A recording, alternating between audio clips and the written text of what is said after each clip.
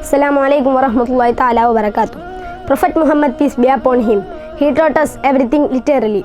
He taught us how to worship Allah, how to honor the foregone prophet, how to interact with fellow human.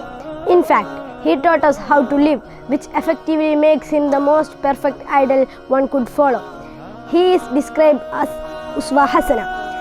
Amr bin Abi Salama reported that the Prophet Muhammad, peace be upon him, told him, قال رسول الله صلى الله عليه وسلم يا غلام سم الله وكل بيمينك وكل مما يليك.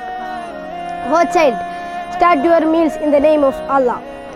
Eat with your right hand and eat from nearest part of your plate. Dear brothers, let's follow our Prophet who taught us to practice modesty with things seem trivial. Thank you. Have a nice day. Assalamu alaikum wa rahmatullahi ta'ala wa barakatuh.